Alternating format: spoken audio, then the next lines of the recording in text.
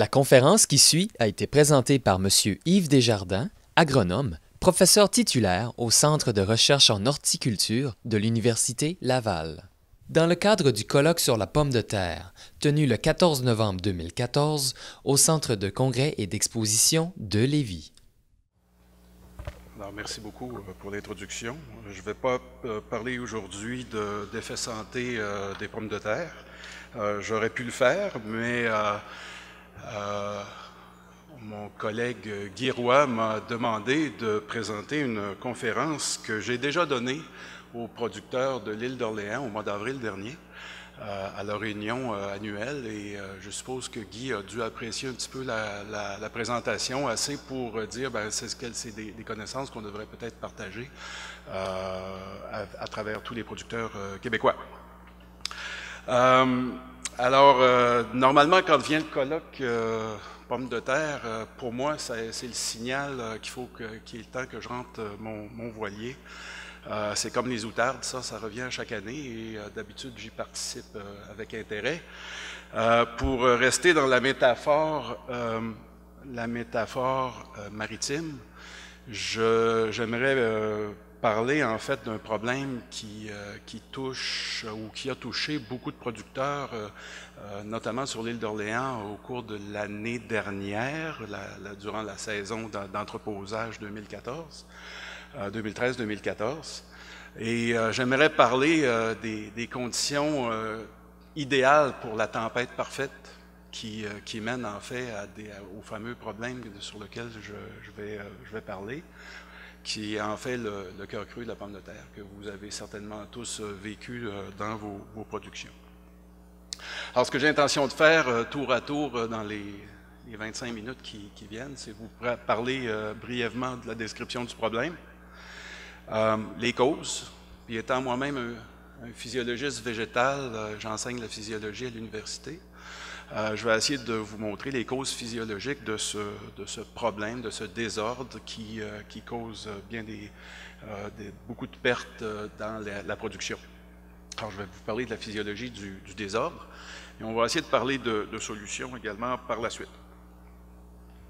Alors, ce problème-là a toutes sortes de noms. Quand on regarde dans la littérature, vous allez souvent voir le problème de nécrose interne ou cœur brun, cœur creux.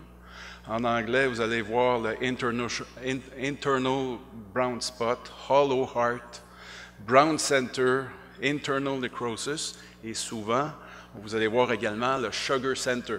Et ça va être assez intéressant, on va y revenir un petit peu tantôt. Alors, d'entrée de jeu, je dois vous dire, c'est un problème qui est non pathologique. Alors, c'est lié à la physiologie du plant et à certains, en fait, plusieurs problèmes ou dérèglements qu'on va retrouver lors de la croissance du tubercule, notamment lorsque le tubercule est en formation. Alors, lorsqu'on regarde le symptôme à la fin de la récolte ou lorsqu'on va vendre nos pommes de terre, souvent c'est un problème qui s'est développé pendant les 3-4 mois de production, aussitôt que le début de la formation du tubercule. Alors, c'est ce qu'on va parler dans quelques instants. Alors, si vous regardez quelques diapos ou quelques photos du symptôme, ici on a le symptôme du cœur brun, en fait, un brunissement qui commence à se développer. Ce brunissement-là est souvent associé... Oups, non, j'ai pas de pointeur, hein? Non, ah, peut-être, oui, j'ai un pointeur ici. Alors, le brunissement est souvent associé à la déposition de subérine, en fait, la même molécule ou le même groupe de molécules qui permet au tubercule de cicatriser lorsqu'on va le couper. Donc, c'est une couche de cire, en fait, qui va se développer à l'intérieur du tubercule, qui va avoir cette couleur brunâtre-là. Mais lorsque le symptôme va se poursuivre au cours de la saison, on va observer qu'il y a la formation d'une cavité, d'une nécrose à l'intérieur du tubercule et la formation en fait d'un périderme. C'est exactement la même couche de subérisation qui se forme que si on coupait le tubercule en deux et qu'on le laissait cicatriser au cours de la saison. Et on va s'apercevoir qu'autour de cette nécrose, pour ceux qui sont de l'autre côté, autour de la nécrose, il va y avoir une zone où il y aura très peu d'amidon et beaucoup de sucres réducteurs qui vont se développer. D'où le terme en anglais qu'on appelle le sugary center, le sugar center. Alors, les symptômes peuvent prendre plusieurs formes. Dans les pommes de terre rossettes plus longues, chepodie, on peut observer le symptôme comme on voit ici. Souvent, les symptômes vont être un petit peu plus développés au talon. On les voit ici assez bien. On voit encore le symptôme qui est en développement. Alors, vous voyez ici encore une fois la couche de périderme là, qui se développe avec la déposition de subérine importante. Là. Donc, c'est du stress qui est produit, c'est du tissu cicatriciel qui est formé au centre de la pomme de terre, donc au niveau du cortex. Et lorsqu'on va faire, évidemment, de la pomme de terre de chips, bien, ça va être déclassé par la suite à cause des symptômes que vous connaissez. Alors, très souvent, puis au niveau de la recherche, puis je dois dire incidemment que c'est un sujet qui n'a pas fait l'objet de beaucoup de recherches au cours des 10-15 dernières années. Puis lorsqu'on regarde la littérature, ce que j'ai fait pour présenter cette conférence-là, on s'aperçoit que la littérature sur le sujet est assez âgée. Et on va souvent associer les problèmes de cœur creux à ceux qu'on va retrouver dans d'autres cultures, notamment dans le chou-fleur, dans les brassicacées en général, là, dans le chou-fleur, le brocoli, le rutabaga, où on va avoir un symptôme qu'on appelle le cœur creux ou la nécrose du cœur de la tige de ces cultures-là. Comme on voit ici, là, au niveau du chou-fleur, il y a des cœurs creux. Très, très souvent, dans le brocoli, on va également avoir dans la tige des cœurs creux. Et dans le rutabaga, comme on voit ici, on voit le développement des symptômes au niveau du rutabaga. Et chez les crucifères, en général, ces symptômes-là sont associés à deux grands syndromes. Il y a une carence en bore et une carence en calcium. La carence en bore, le bore dans les plantes, les deux, ce sont des éléments minéraux qui ne circulent pas, qui ne se déplacent pas dans la plante. Et le bore est important pour favoriser la division cellulaire. Et lorsqu'on a des problèmes de division cellulaire, on peut avoir des problèmes de nécrose qui vont s'en suivre et des problèmes lorsque le plant va prendre l'expansion, de cellules qui sont plus fragiles, puis formation d'un cœur creux comme on le voit ici. Dans le cas du calcium, le calcium est important pour permettre la stabilité des parois cellulaires. C'est de la paroi primaire qu'on appelle à peu près toutes les espèces végétales, dans toutes les plantes, on va avoir une lamelle primaire qui est constituée de pectine. Et ce qui fait le ciment puis la force de cette paroi, c'est la présence de calcium qui forme des pectates de calcium. Et si on a des carences en calcium, les parois cellulaires vont être moins solides et on va avoir par la suite la possibilité d'observer des nécroses comme on peut le voir ici. Alors, c'est peut-être deux éléments qui vont être importants dans l'étiologie, dans le développement de la maladie, puis je vais y revenir du désordre, je vais y revenir dans quelques instants. Alors, quelles sont les causes du cœur creux? Alors, tour à tour, moi, je vais vous parler des pratiques culturelles, de l'importance des stress physiologiques auxquels est soumis les tubercules, sont soumis les tubercules lors de leur développement, causés par la température, causés par l'humidité du sol, évidemment la susceptibilité de certains cultivars. Et je vais terminer avec quelques résultats de la littérature sur la fertilisation. Alors, quels sont les facteurs qui prédisposent au cœur creux? Et comme je vous ai dit, en 2013, à l'île d'Orléans, on a eu des conditions qui étaient les conditions d'une tempête parfaite pour l'éclosion d'une incidence assez élevée de ce problème physiologique. Alors, quels sont les facteurs donc qui vont pouvoir expliquer cette prédisposition? Le premier, c'est la taille des tubercules. Alors, plus les tubercules vont être gros, plus les possibilités qu'il y ait du cœur creux se développent. Et il va y avoir des contraintes physiques au niveau du cortex du tubercule qui peut faire qu'on va retrouver le développement d'un cœur creux. Alors, quand on parle de grosseur des tubercules, évidemment, en tant que producteur, vous avez un contrôle là-dessus. Alors, la densité de plantation va avoir un impact sur la grosseur des tubercules. Alors, si vous augmentez légèrement les densités, théoriquement, le nombre la grosseur des tubercules va diminuer. Vous allez avoir, par conséquent, une incidence qui est moins grande du cœur creux. Alors, ça va être très important d'éviter les manques à la levée, parce qu'évidemment, si on a à l'intérieur de notre canopée des trous lors du semis, des manques lors du semis, mais il va y avoir des tubercules qui vont être plus gros, puis avoir une incidence plus élevée de ce syndrome-là. Alors, la taille des plantons va être importante. Alors, tout ce qui va toucher le nombre de tiges par planton, puis le nombre de tiges à l'hectare va avoir un impact sur le développement du cœur creux. Alors, le plus de tiges qu'on va avoir à l'hectare, le plus de compétition, et c'est pourquoi j'ai marqué ici la compétition élevée, entre les plants, bien, ça va créer un effet de retard, de retardement sur les taux de croissance. Puis à ce moment-là, la contrainte au niveau de l'élargissement du tubercule va faire qu'il n'y aura pas ces manques, ce développement du symptôme à l'intérieur du tubercule. Alors donc, la taille des plantons, on va avoir une incidence qui va être plus élevée si on a des plus petits plantons, avec une tige par planton. Donc, le nombre de tiges par unité de semence va être important. Et l'âge physiologique de la semence va également être important. Alors, juste pour vous donner quelques informations, là, il y a des papiers qui sont sortis sur le sujet dans les années 86. En fait, dans la littérature, en 75 puis 90, là, on a eu pas mal de recherches sur le sujet. Alors, ici, c'est des données de 73 à 82 où ils ont regardé l'impact du calibre des tubercules sur l'incidence du cœur creux. Alors, vous voyez ici les diverses années avec une moyenne.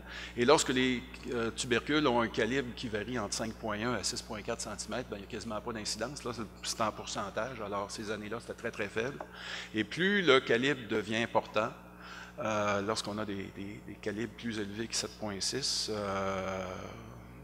évidemment, on parle en 3 pouces ici, là, on va se retrouver avec des incidences qui peuvent être très, très élevées. Et selon l'année, il peut y avoir des incidences qui peuvent, chez certains cultivars, puis ça, si je me rappelle, c'était Norgold qui était la variété, il peut y avoir jusqu'à 60 % d'incidence. Alors, ça peut être très, très important. Alors, il y a des cultivars qui sont plus sujets que d'autres. Alors ça, Atlantique en est très, très sujet. Et les cultivars qui sont ici dans la littérature, on va voir qu'ils sont assez susceptibles à ce symptôme, à ce syndrome. Alors, lorsqu'on regarde les conditions de température qui vont favoriser le développement de la maladie, c'est assez intéressant de voir que l'incidence du cœur brun va être plus élevée lorsque les températures vont être d'environ entre 15 degrés de jour et 10 degrés la nuit, et que l'incidence va être moins grande lorsque la température va être plus faible, aux alentours de 4 degrés centigrades. Alors, les tubercules vont être très, très sujets à ces températures-là lors du développement du tubercule, lorsque le tubercule va avoir entre 1 et 4 cm de diamètre. Alors, la question de savoir, c'est pourquoi le tubercule est sensible à des températures qui sont fraîches pour nous autres. Ce ne sont pas des températures froides, là. C'est des températures fraîches. Et lorsque les tubercules vont avoir à peu près la taille que vous voyez sur cette photo-là. Alors, vous avez un bon exemple de ce fait-là. Des papiers qui ont été produits dans les années 80 démontrent que l'incidence du symptôme est plus élevée pour 2 années subsécutives suivantes, lorsque la température est d'environ 10 degrés diurne. Et lorsqu'on regarde à 4 degrés, l'incidence est très, très faible, aussi faible qu'à 21 degrés centigrades. Alors, c'est cette fourchette de température-là qui va nous intéresser. Alors, qu'est-ce qu'il y a dans cette fourchette de température qui peut expliquer le syndrome du cœur creux? Bien, je pense qu'on peut faire un parallèle, on peut faire une comparaison entre ce symptôme-là chez les jeunes tubercules et d'autres fruits et légumes, et notamment le concombre, l'avocat, l'aubergine, qui vont être sujets à une maladie qu'on appelle la maladie du froid. On va appeler ça aussi des engelures. Les Anglais appellent ça du chilling injuries. Alors, les chilling injuries, les engelures, pas des températures, ça ne se développe pas à des températures où il va y avoir du gel à 4 degrés centigrades, 5 degrés centigrades, mais ça va se développer à des températures plus élevées. On parle de quelque chose comme 10 degrés centigrades. Alors, vous voyez un petit peu le symptôme sur l'aubergine. Là, il y a des espèces de nécroses qui peuvent devenir aqueuses à la surface du concombre également. Et chez les avocats, ne mettez jamais un avocat dans le réfrigérateur parce que vous allez occasionner des problèmes d'engelure. Et vous allez voir que lorsque vous allez sortir votre avocat du réfrigérateur, vous allez voir les nécroses brunes qui vont se former.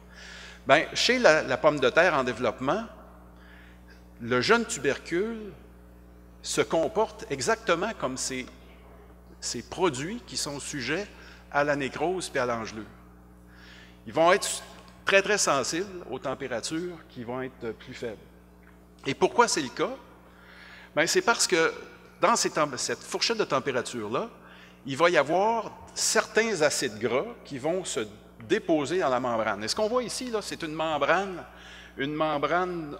plasmique. Là, toutes les cellules sont entourées de ce type d'acides gras, des phospholipides, avec des têtes hydrophobes et hydrophiles. Et quand on a des températures plus froides, l'état de la membrane va devenir plus ou moins fluide. Et lorsque cette membrane devient solide, comme du beurre, okay? Du beurre, vous le mettez au froid, ça va devenir dur. Les échanges à l'intérieur entre la cellule ne vont plus se faire, puis là, il peut y avoir nécrose. Et dans le développement de la pomme de terre, cette membrane cellulaire va être sujette aux problèmes de froid à certains moments, et il va y avoir un débalancement des composantes de la vacuole, mais également des plastes, des amyloplastes dans lesquels on va entreposer l'amidon. Alors, les molécules qui nous intéressent ici, c'est le monogalactosyl diacylglycérol, qui sont des acides gras. Et lorsqu'ils sont désaturés, il va y avoir une imperméabilité, la cellule va être capable de contenir ces constituants, puis il n'y aura pas de nécrose.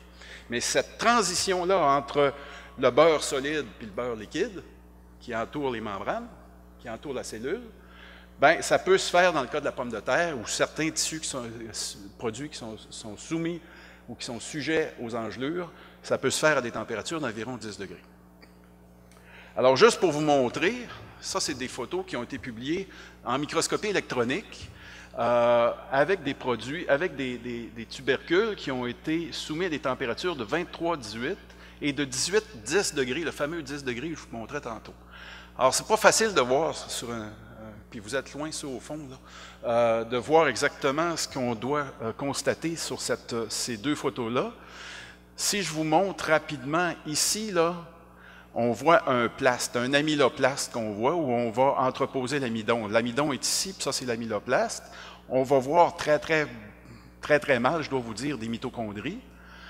Mais ce que j'aimerais que vous puissiez remarquer, c'est cette petite couche qu'on voit qui est noire ici, qui est en fait la membrane plasmique, le tonoplaste, c'est la membrane de la vacuole de cellule. Et vous pouvez me prendre pour me croire ici, cette membrane-là est très bien constituée. Et lorsqu'on regarde avec les températures plus fraîches, cette vacuole qu'on voit ici, je ne sais pas si vous voyez, il y a des manques ici, elle est moins bien développée qu'à des températures plus élevées. Il y a des bris au niveau de cette membrane tonoplasmique et il va y avoir donc une mort de certaines cellules qui vont être sujets donc à l'intérieur du cœur de la pomme de terre. Donc, ça se développe à 10 degrés. Et lorsque cette durée de froid va être maintenue pendant plusieurs jours, ici vous avez l'exemple où le froid a été maintenu pendant plus de 16 jours, bien, on perd la vacuole. Il n'y a plus de vacuole, puis il y a des vésicules qui vont se former du cytoplasme, puis en fait, la cellule est morte dans cette condition-là, et puis elle n'est plus capable de contenir son contenu cellulaire. Alors ça, c'est les preuves au niveau de la microscopie électronique. Alors imaginez-vous, vous avez des cellules qui, à cause du changement de phase de température ont perdu l'intégrité de leur membrane, mais du moment que le tubercule va grossir, il va se faire des stress au niveau de cette cellule-là, puis éventuellement des pertes où on va observer le symptôme. Alors, les tubercules qui vont avoir des taux de croissance très élevés vont être plus sujets au stress physiologique dans ce cas-ci, puis ils vont avoir plus du symptôme. Alors, c'est un symptôme qu'on va observer lorsque les tubercules vont être en développement, donc à l'initiation du tubercule ou au début de remplissage du tubercule, donc environ 30 à 45 jours après le semis. Et c'est là que se fait le problème. Je vais passer ça parce que je vois que le temps passe. L'irrigation a un impact très important, puis la quantité d'eau et l'eau qui va tomber lors de la période de formation du tubercule va avoir un impact important. Et il y a un travail qui a été fait dans les années 85, où on voyait des quantités d'eau qui étaient appliquées appliquées de manière par aspersion durant environ un mois lors de la tubérisation. Et on voit que s'il y avait 17 cm d'eau durant ce mois-ci, l'incidence du cœur brun était très élevée au 14 juin de cette année-là, puis au 23 juin également. Et au fur et à mesure que l'irrigation était retenue, il y avait moins d'irrigation. Évidemment, le rendement en tubercules, en milliers de tubercules, était important, mais on se retrouvait également avec une incidence nulle du cœur brun. Alors, l'irrigation va avoir un impact important. Alors, ce qui va être bien important de considérer, c'est d'éviter les changements soudains au niveau de l'irrigation. Et des conditions de croissance qui, en fait, vont favoriser des stress d'expansion au niveau du tubercule. Et très souvent, il peut y avoir une résorption lorsque les tubercules vont être en condition de sécheresse, il peut y avoir une résorption de l'humidité puis des éléments minéraux vers la tige, ce qui va occasionner un stress, la mort, si les conditions fraîches sont présentes, la mort des cellules corticales, puis éventuellement la formation du cœur creux. Alors, je me suis amusé avec les données météorologiques de l'année dernière, voir qu'est-ce qui avait pu expliquer les symptômes importants qu'on avait observés à l'île d'Orléans, particulièrement au niveau du cœur creux.